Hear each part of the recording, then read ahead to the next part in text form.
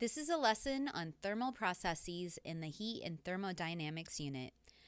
In the prior lesson, we had covered the first law of thermodynamics, which relates the internal energy of a system to the heat and the work done by that system in conservation of energy. That's our foundational concept for all of this material, is conservation of energy. We can study how the system responds by holding different variables constant while work is being done. The details of all of these processes are not relevant, and you've seen that when I covered the first law of thermodynamics. We didn't talk about how heat or work was done on or by the system, in or out. We just know it happened. And so we care only about the initial and final states. To review the first law of thermodynamics a little bit, I can ask, what are the varying parameters or measurables in this equation? Internal energy. Internal energy is a measure of the incoherent kinetic energy of the molecules. And we know, due to kinetic theory, this is measured as temperature. So we can measure temperature and get a value for some sort of initial energy state for internal energy. So the change in internal energy can be measured by a change in the temperature. If there is no change in the temperature, then you will have no internal energy change on this side of the equation. So that's good to know when you're working with the first law equation. What about heat? Well, I will say generally will be a quantity in and of itself. Either you will be given it in the problem or you will be asked to solve for it. There's not necessarily an equation straightforward for you to get that in most situations working with a gas. Work by a gas can seem like an odd thing because most of the time in our environments, we don't think about gas being an active agent. It's sort of inert in the background. I had mentioned this in a prior lesson where if the walls of the container move, then there must be work done because there's a force applied over a distance. And that is the definition of work. We can get the integral equation out. If the force is constant, then we have a constant outside the integral. We just get a distance, and that may be the equation that you're familiar with for work, equals force times distance cosine theta. Typically, theta is 0 or 180, so this term becomes 1. And I'm going to remind you that a distance is actually a displacement, right? It's a delta x. So when I think about gas doing work, we don't think about gases in terms of forces and distances. We think about gases in terms of pressure and volume. And remember, pressure is force per unit area. So if I solve the pressure equation for force, I get force is pressure times area, and I can use that in the equation here. Work equals the integral of PA times delta x. And basically, I will remind you that volume equals area times the displacement, some sort of distance, right? Area of one side, and then you can have a length or whatever. So that makes a volume. And if I want to find a change in volume, then I can multiply by the area change in x. And you can see that's how I got the dV here, this change in volume. So we're going to work with this equation. The work is the integral of P dV, okay? And that's where it comes from, is that a change in volume is related to this displacement that the gas either moves outward or pulls inward of the walls of the container. We're going to represent that with dV, or delta V, which is V final minus V initial. V final minus V initial, remember, delta V. So two scenarios we're going to apply this to: isobaric and isothermal. There's two different situations. If you think about thermal processes, isochoric, by definition, delta V equals 0. So in this situation, work by equals 0. I'm going to cover each thermal process separately, so I'll go back over this in a second. But that's what we're looking at here, is what's the work done by a gas, which is the change in volume, and how does that relate to the heat entering the system and the change in the internal energy of the system by the first law of thermodynamics. I am going to remind you, because we are using gases and ideal gases, the ideal gas law will still hold. So we can use the ideal gas law, and then this is the combined gas law where I can solve for the constants on one side and PV over T on the other. And if I have just state functions and energies conserved, these ratios must be constant to each other. So this will also be an equation and a tool that we will use in the problems, and you will see how that applies. Key assumptions here with the ideal gas law. I wanted to go back over these just to make sure that our assumptions are clear when we're looking at these problems. First, we're dealing with gases. This is the ideal gas law. So watch out for anything in that regard. The gas is of low density, and that's important because the volume of gas molecules is very small compared to the overall volume. And what that means is that the molecules are so far apart that they don't really interact. We're not worried about the collisions between them, and when they do collide, it's conservation of energy. So we're really looking at this energy enclosed in here, and there's not much going on inside with the internal energy. There's a temperature and they're moving around, but there's nothing dramatic going on. And actually, this describes real gases under most conditions. We call this the ideal gas law, and it has these assumptions that we must stick by and evaluate if we're applying them in a real life situation. But actually, this describes real gases pretty well. If you do this in a lab experiment with some pretty rigorous pressure and volume measurements, you can see that's true. The first process we're going to look at is isobaric. Iso means same, bar means pressure. So same pressure. So pressure is held constant. I'm not sure where I got this picture. I think I just swiped it off the internet somewhere. And you can see what we're doing here is to apply a pressure, which is force over area. We're looking at some sort of container with a movable lid. And we're going to assume that that lid moves without friction. It's free to move.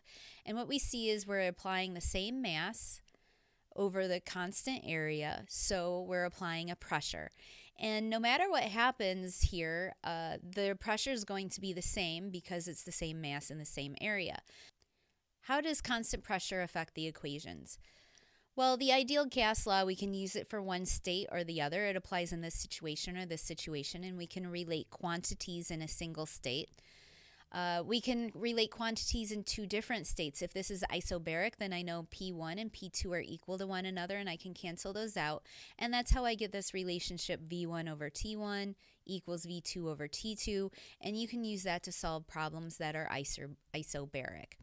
Another place it comes up in this equation is in work by. And what do I mean by that?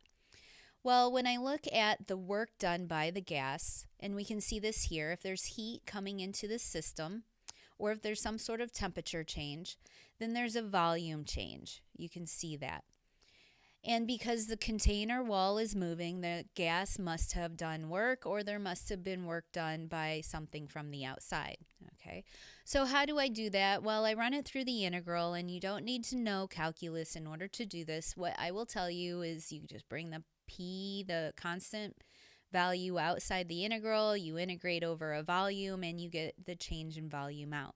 So the work by for a gas at constant pressure, remember this is constant pressure, it's isobaric, so there's only one pressure in this problem, and then you multiply by the change in volume, and that is the work done by the gas in this situation. So I can use that in conjunction with the first law and plug that in there. Delta U equals Q minus P delta V for the isobaric situation. This will change for different thermal processes, but it's true for this situation. In order to further solidify your understanding of the work done by a gas, it's very common to bring out the pressure versus volume graph for a thermal process. This is the PV diagram for an isobaric process, and you can see it's isobaric because on the pressure we can see that we start at state A and we move to state B, and it's a constant pressure all along that line. What happens, and that's the integral, how we use calculus, is that the work done is actually given by the area under this curve on the PV graph.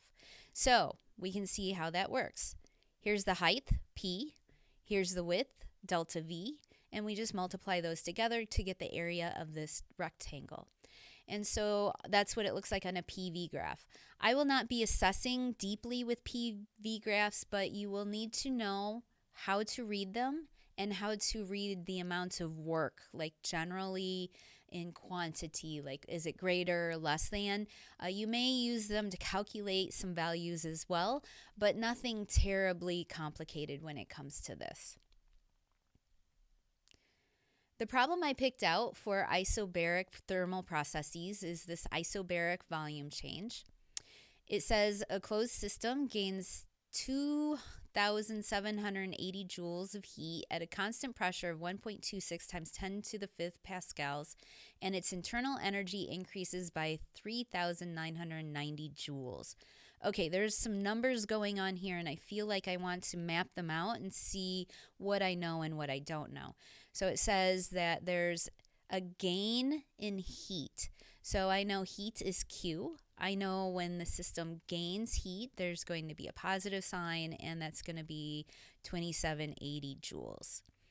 There's a constant pressure. That's good. So just the pressure is 1.26 times 10 to the 5th pascals. It's already in pascals. I don't have to convert it to SI. And its internal energy increases by that many joules. So internal energy is given by delta U. That's the internal energy. And it increases. So I want to make sure I put a positive sign here, 3990 joules. Okay. So I'm looking at things I know. Here's the first law. They've given me a couple of values in the first law. And I see that they give me the pressure in the work by term. The really unknown I don't have is delta V. It says, what is the change in the volume of the system? So that's why I suspected. And is it an increase or decrease? Okay, so the system's gaining heat, and there's a constant pressure, and its internal energy increases. So it's gaining heat. It looks like it rises in temperature at a constant pressure. And so maybe I'm getting this feeling that the volume will increase. If you think about gases, when their temperature increases, then their volume will increase. So let's suspect that's going to be our answer, but follow through with all the math here. So it wants me to solve for delta V, so I'm going to do some algebra before I plug in any numbers. Delta U minus P delta V. So I'm just going to put in what I know about work by into that equation, and I'm going to solve this equation for delta V. Delta V equals Q minus delta U divided by the pressure. There's just a little bit of algebra there to move to that step. Now I'm ready to plug in some numbers. Q is 2780. Delta U is 3990, and then I divide by the pressure, which is 1.26 times 10 to the 5th pascals. I run this through the calculator, and you can already see by the top here that this is going to be a negative value, and it'll be negative 9.6 times 10 to the negative 3rd meters cubed. So we have a decrease. Notice that delta V is negative.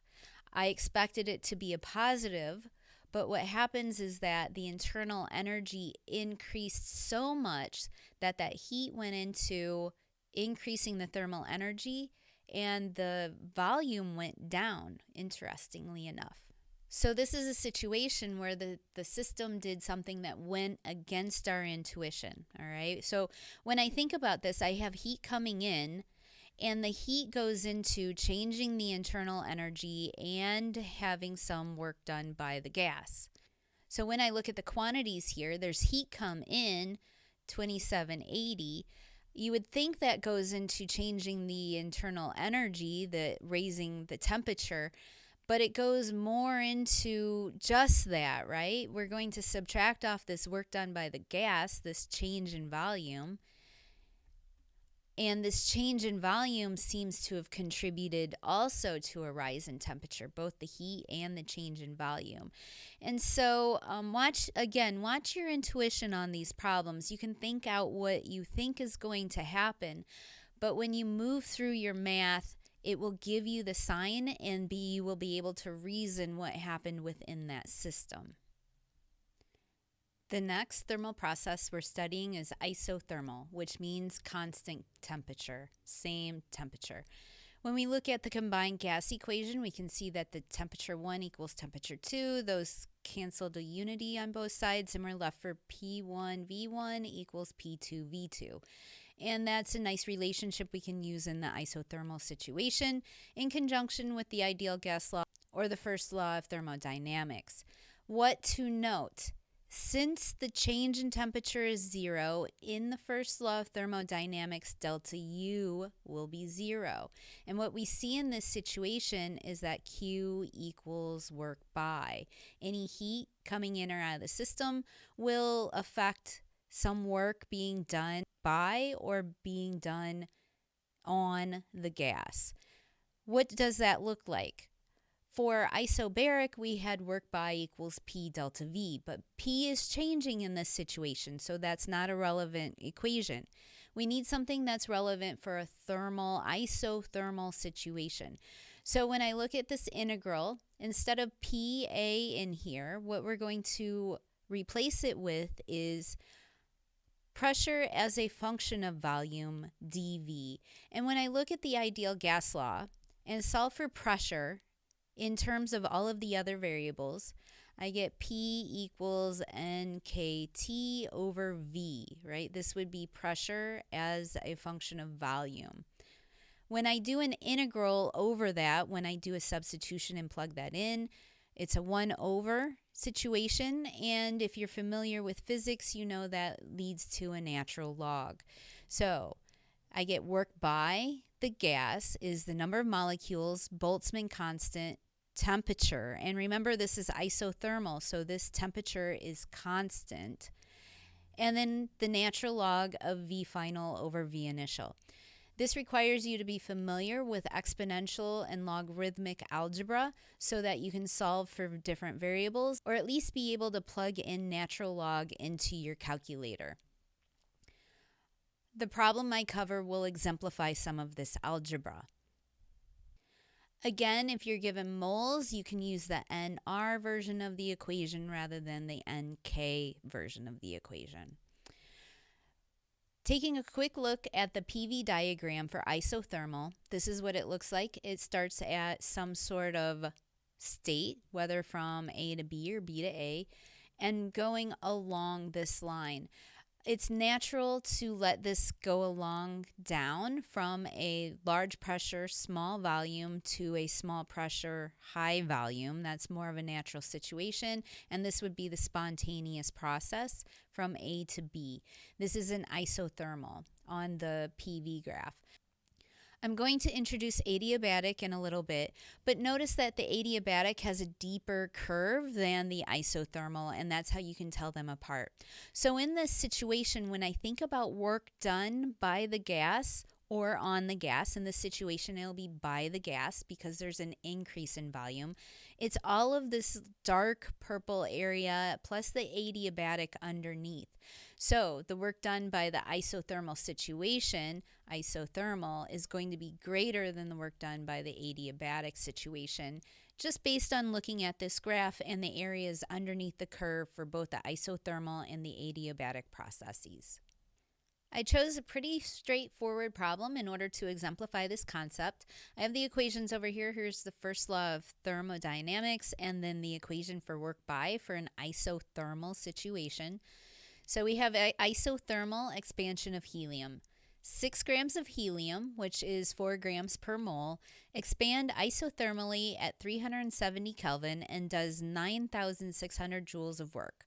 Assuming that the helium is an ideal gas, so we can use the ideal gas law, determine the ratio of the final volume of the gas to the initial volume. So pretty straightforward, like I said. They want us to solve for this quantity here. What is that ratio? So let's start identifying the quantities in our problem so that we can get an equation going to solve for what we're looking for. There's 6 grams of helium. So that's a mass is 6 grams. It seems like I might want this in number of moles or a number of molecules, one of the two. And the information they give me is grams per mole. So if I multiply by 1 mole is 4 grams, I can get the number of moles. So N number of moles is 1.5 moles. 6 over 4 is 3 halves, which is 1.5. So now I have the number of moles in the system. I know the temperature is 370 Kelvin, and it does so much work. So here's our work. Work equals 9600 joules. It says determine the ratio of the volume. So it seems like we don't even need the first law up here. We have enough information to say that work by equals, and I'm going to use the little n big RT version of this, natural log V final over V initial. Because I have the number of moles, I can use this version of it. I'm going to solve for this ratio before I plug in any numbers. So the natural log of V final over V initial equals the work by divided by nRT. This is constant temperature, isothermal. If I use the definition of natural log, what I can see is that V final over V initial equals E to this stuff up here, work by divided by nRT. And I can plug in what I know. E is just a number, 2.71, whatever, it's in your calculator. You can use your function in order to calculate this when we get it written out. Work by is 9600. N is 1.5, R is 8.314, and the temperature is 370 Kelvin. So taking E to this whole exponent, evaluating that, we're going to get the ratio of the final volume over the initial volume, and it's 8.0885.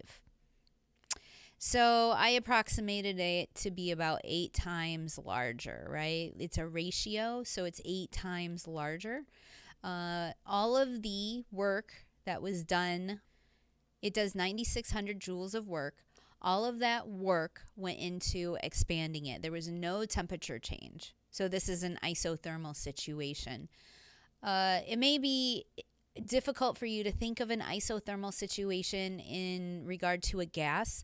But what can happen is if you put gas in a piston under some pressure and then you just let go, that gas will expand and press that piston or the lid or whatever out isothermally because of the pressure in there. Notice that this problem doesn't say anything about pressure, but we're going to assume that the pressure changed, and so that gas is able to push that wall of the container and cause the volume to increase to be 8 times larger. The third thermal process we have to deal with is the isochoric one, which means same volume. The volume is held constant. When I think about the combined gas law, the volume 1 equals volume 2, so those cancel the unity on both sides, and so we get the relationship P1 over T1 equals P2 over T2 if you're using it from state to state.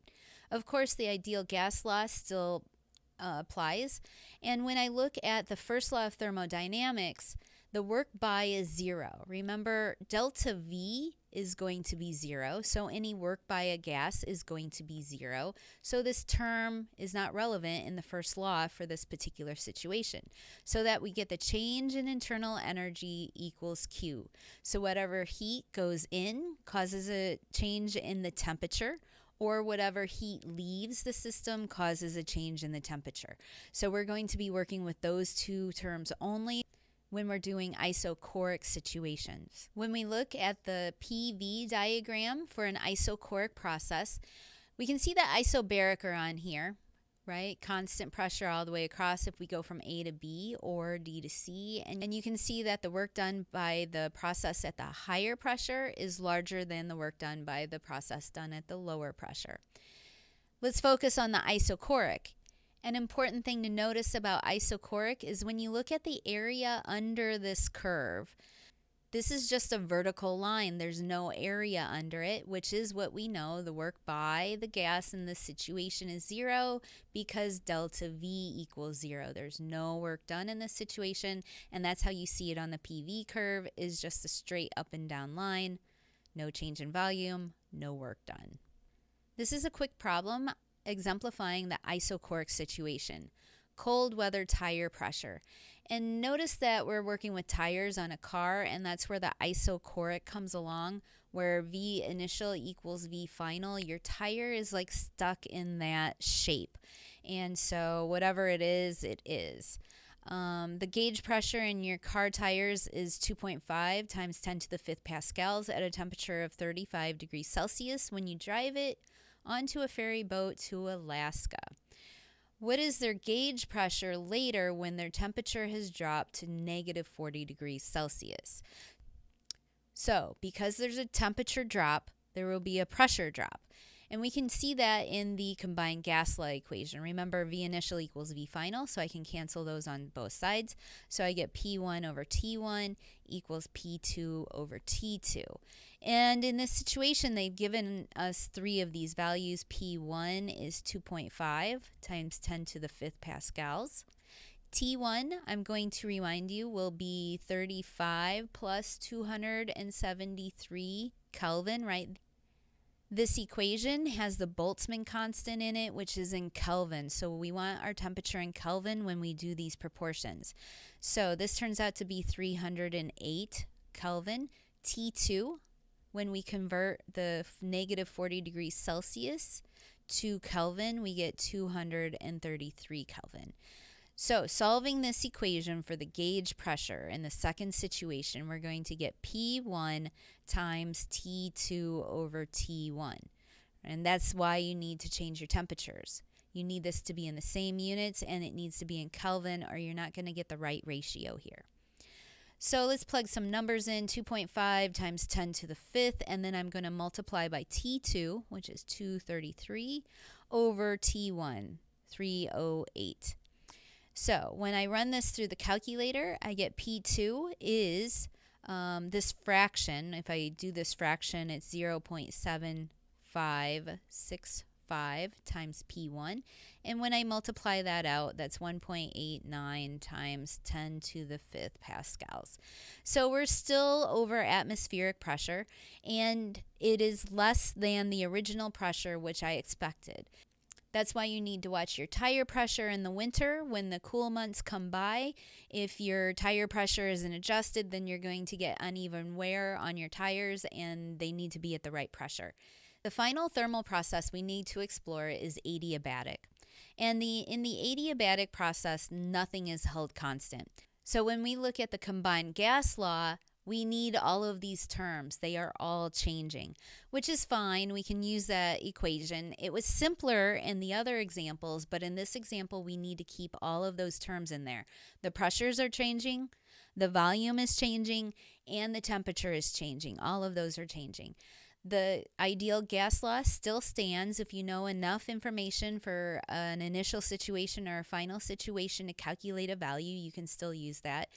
And what happens in the first law of thermodynamics, what is interesting about and unique about the adiabatic process that is not true for the other processes, is that there's no heat transfer with the environment. Q equals 0. And you can see if I cancel Q out of this situation, delta U equals negative work by.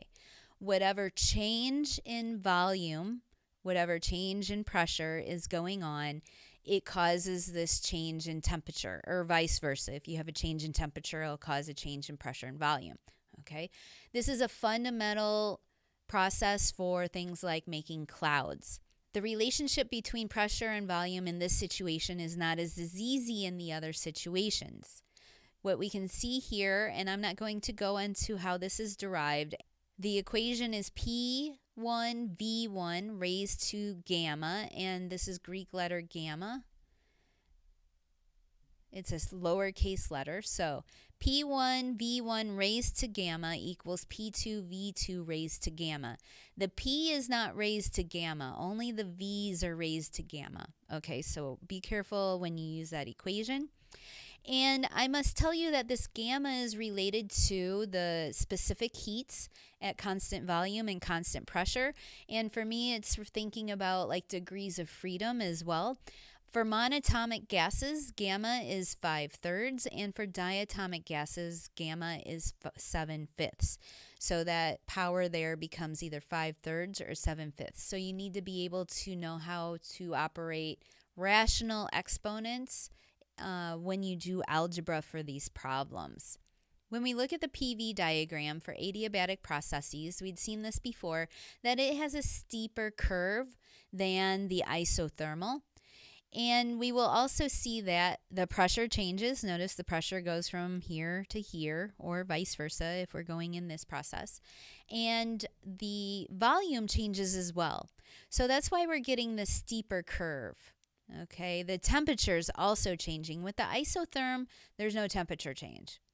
But with this, there is a temperature change, and it will cause a different path along the PV graph. In a cloud, what happens is that particles start at A with a high pressure and a small volume near the surface of the planet and a higher temperature as well. And then it travels down along this way to a lower pressure. Remember, it rises in the air, and so there's not as much atmosphere above it, so you get a lower pressure. And the volume increases of a cloud. It increases and the temperature cools. So for a cloud, the natural process is to go down here, and you can see that the work done is less than that for an isothermal process. The example I chose is of making a rain cloud, and I put the equations here for us to work on. It says a spherical parcel of air, 32 degrees Celsius, initially at sea level, 1 atmosphere, rises to a height such that the pressure is reduced 80% of its original, about 3 kilometers, it says. The original radius of the air parcel was 3 meters. If the air cools as an ideal gas under a dry adiabatic process to its dew point of 10 degrees Celsius and thus begins to participate and form a cloud, what is the final radius of this air parcel? Okay, so they give us an initial radius. Our initial equals 3 meters and our final equals, I don't know. And I'm already thinking, well, they want to know radius, and I know there's volume in here. So I'm going to bring out the volume for a sphere, which is V sphere 4/3 pi r cubed. So I got that in my holster to be able to use quickly when I need to use it. Okay. So what else do I know in here? Temperature. The initial temperature is 32 plus 273 Kelvin, and so that's 305 Kelvin. T final, it goes to 10 degrees. It lowers in temperature, so that's plus 273. So I get 283 Kelvin is the final temperature. What else do I have going on? There's an initial pressure. P initial equals 1.01 times 10 to the 5th Pascal. They say P final is 80% of that, so I'm just going to put P final is 0.8 P initial. Okay. They don't tell me work by. There's no value for work by given in here. I could find delta U, but I don't know how many molecules or moles are in here. So what I'm going to do is use the combined gas law. It seems like I have an initial state and a final state, and I'm asked to find V final, essentially, and relate it to R final. And so let's use that and solve this equation for V2. So V2 equals V1, and then I'm going to have some ratios here of T2 over T1 and P1 over P2. Okay, so watch out when you do that. I have to multiply by T2 over P2 on both sides, so it cancels on this side, and I'm left with this ratio. So let's plug in what I know. V1 is 4/3 pi R1 squared, or R initial, I've called it. I'm going to leave these as symbols now as I manipulate the equation. And over on the other side, I'm going to put 4/3 pi r final cubed, right? That's what I want to solve for, is the r final cubed.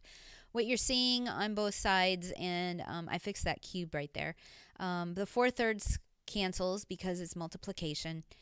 And I can take a cube root and get r final equals r initial times the cube root of T2 over T1 times P1 over P2. Right, if I take the cube root of a quantity cubed, it just comes outside of the cube root. So I can put values in here. I get 3 times this stuff, the cube root of T2, which I know is 283, over 305. So that's T2 over T1. P1 over P2 I know is P initial over 0.8 P initial. All right, these are related. And I can just cancel that on top and bottom. I don't need to know that value. It cancels out. So when I run this through the calculator, I get R final equals 3.152 meters. So a little bit larger, that partial of air. Let's see. An interesting question here might be, how much did the energy change? What was the change in the thermal energy? Like, how much energy is up in the sky? Like, that seems like a relevant, interesting question to me. I was thinking about this. So let's just make some assumptions here. Let's just say there's monatomic molecules. I know that's not right because it's nitrogen, and nitrogen is most of the air. But we'll do 3/2. We need the number of molecules in there, a number of moles. And since I'm doing big N, I'll do K. And then I need a delta T in here, which I could calculate a delta T. If I want to find out what N is, well, I have enough information, it seems like to me, to solve for N from the ideal gas law. I can solve N equals PV, P1 V1 over KT1. I know all of those values, and I can plug that up in here, so I could see that delta U equals 3/2 times N, which I know is P1 V1 over K T1. And then I'm going to multiply by K delta T. You can see that the K's cancel here.